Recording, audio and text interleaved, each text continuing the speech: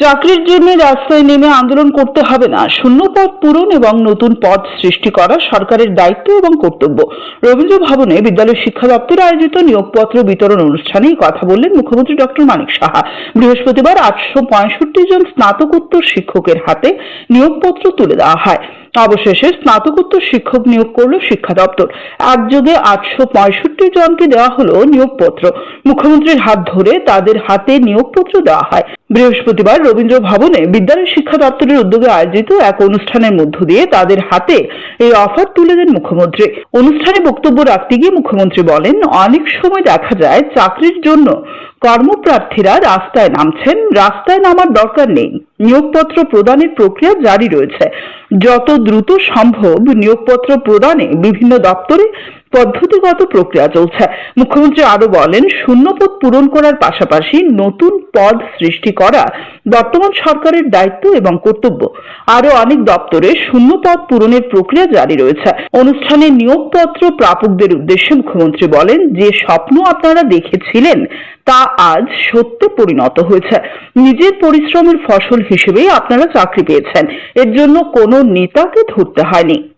2014-তে আসলাম, বিকশিত ভারত 2047-এ উনি যে টাইমলাইন দিয়েছে যে আমরা ডেভেলপ কান্ট্রি করতে হবে।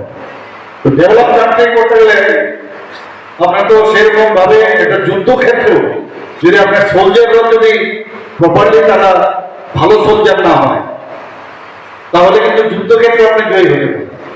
তো উনি দেখলেন যে এমপ্লয়াবিলিটি 2014 আগে মাত্র খুবই কম ছিল, সেই জায়গায় আজকে এখানে আগে প্রায় 30 ঘরের এরকম ছিল এমপ্লয়াবিলিটি, অর্থাৎ দক্ষ আমার যে যারা কর্মচারীরা আছেন দক্ষ কারিগর তাদের এই এমপ্লয়াবিলিটি বাড়ার জন্য এবার 2024 পর্যন্ত যেটা আছে প্রায় 50-র উপরে এখন পর্যন্ত।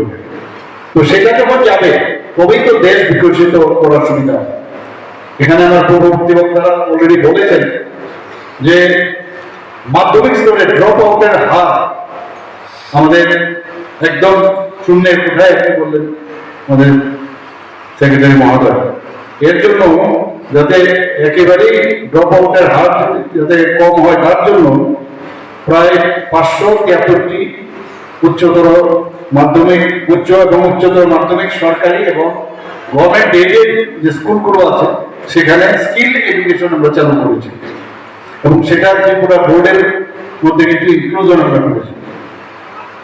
ডিজিটাল শিক্ষার প্রসারে সেখানে আইসিটি যে প্রকল্প অর্থাৎ ইনফরমেশন অ্যান্ড কমিউনিকেশন টেকনোলজি, সেই প্রকল্প যাতে সেটাকে বাস্তবায়ন করা যায়, ইমপ্লিমেন্টেশন করা যায়, প্রায় 1384টি সরকারি ও বেসরকারি যে স্কুল আছে, বেসরকারি গভর্নমেন্ট এডে সেখানে বাস্তবায়ন করা হয়।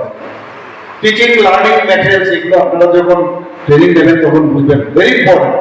এবং এই যে স্মার্ট ক্লাসরুম আমরা প্রায় 949টি সরকারি এবং সরকারি সাহায্যপ্রাপ্ত বিদ্যালয়ে অনেকে আমরা স্থাপন করি। স্মার্ট ক্লাসরুমে যেভাবে এখন 3 ডাইমেনশনালে আপনি যে কোনো জিনিস আপনি দেখাতে পারবেন।